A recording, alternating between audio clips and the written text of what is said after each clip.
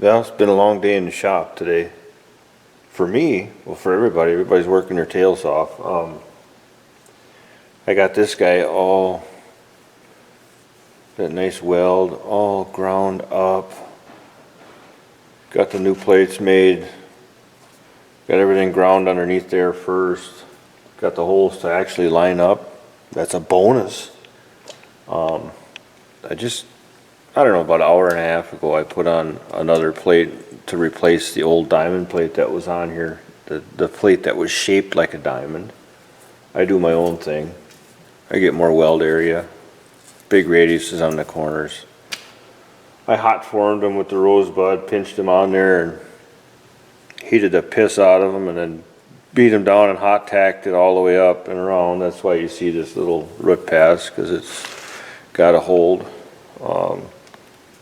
Got all my other pieces, spots all done, all ready to go. So tomorrow I'll show you my little template. Trying to figure out how much reinforcement I really need on here. I got a piece of cardboard, back to the old school way. They had a plate, if you remember, on the other side where it was cracked, but they didn't fix the crack underneath. They just plated it out in the field. So I'm putting a half-inch plate on top.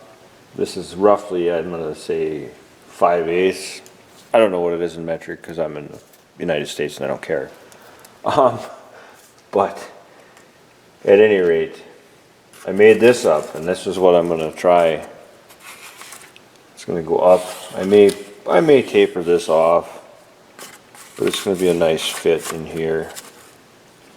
Come down, wrap around, vertical, up around this hole, all the way around, just to reinforce that section.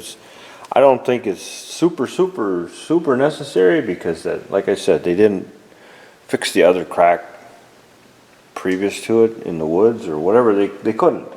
They couldn't access it properly, so I just made this up, and I don't know how it looks, but we'll see tomorrow. I just torched them out. They're hot, laying on the floor over there. I got to get them all ground up and get them ready. Took these out once today to do my grinding. Never moved a bit. I haven't checked this yet, but we're getting close to getting this all done. By tomorrow afternoon, I'll have it welded up, cleaned up, and hopefully painted. And then I'll task the guys with putting the rear end back, the front end, rear end, whatever, the bogies back underneath it. And we'll start reassembling it. I've got one other project on this machine that I have to do, a welding project, when the crane is on. And I'll hopefully show you a little trick if I feel like giving you that information. I don't know. But anyways, that's where I'm at as of today. I'll add more to this video, and we'll hopefully see the completed project tomorrow. Some guys don't want to be on film. I'm just going to show you the plating that I've got. Got the top one, I showed you that yesterday. Got this one on, all fitted. Gonna come all the way around. We're gonna just give it a three-quarter inch weld. Just gonna give it a nice all the way around. Got the edges all radius. I'm waiting for the welder over there. Other guy's using it. So just wanted to show you what I got.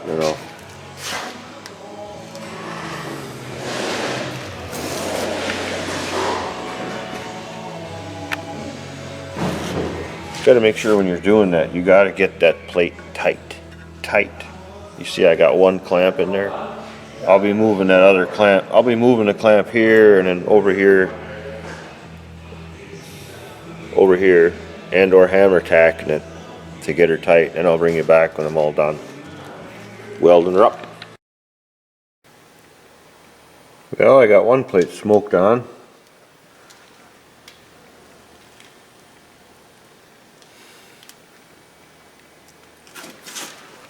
Gotta do the top yet. And I just started doing this one, putting my first pass in. Up and around. Right here's my start and stop. Started in the middle here. I'm going to come up into here, come up, stop here, come all the way across, stop here, and then put 2 more passes over everything.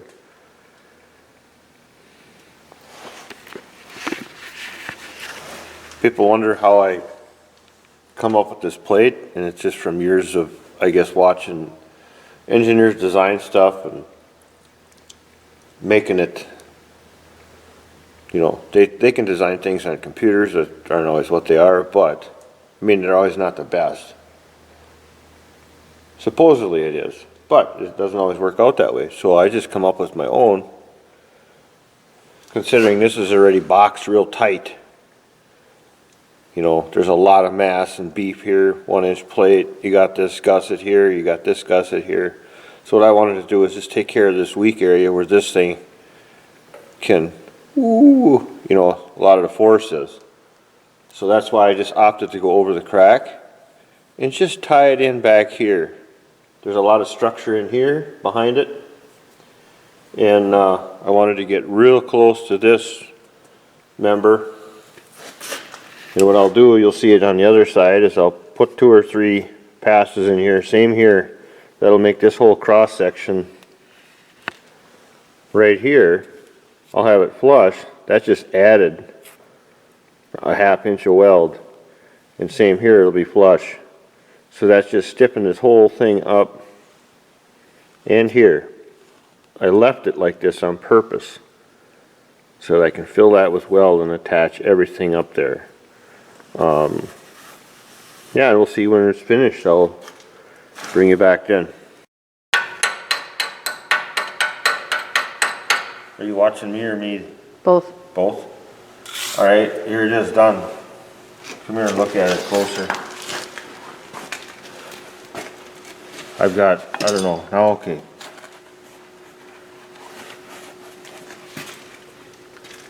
Okay, what do I got? I gotta clean it up.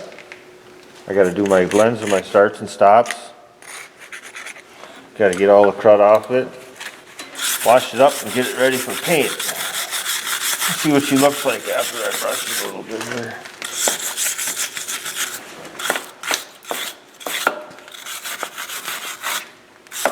Not bad for an old timer.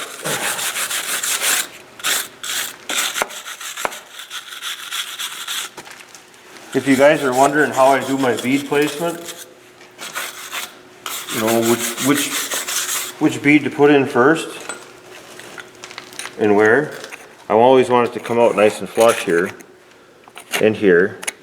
I just do it because I've done it for so long. You got to figure out which way it is so you can fill it up. Which bead to put in first, so when your last bead, your cover pass gets put on, it's nice and smooth. Okay? Same in this groove, same here. I put in a root pass. I don't remember now. I just do. My hands just go into motion. Okay? So that's how I do it. My hands just go into motion and my mind, because I've done it so long. And I also had to make sure I tell you I put my starts and stops not on the corners where I couldn't help it. Like here I came up to a spot where I was overhead and I had to stop. I went a little bit further. And over here I used the overhead, not on the corners, always in the straight stretch. Same with the top up here. This is a 3-pass. Starts and stops here, run it all the way up, and I stagger. Either I have a stop or a start over there or over here. So now I just, like I said, I got to clean it up, get rid of all the sharp edges, and get rid of all the BBs, spatter, wipe her down, rough her up, paint her up, because that's what we do. We paint her up and it's done. It's basically done, ready for the axle to be put back in. So all those days of work are finally done. Okay, let's see if I got anything else over here. No, I'm good. I'll bring you back when it's painted up, maybe.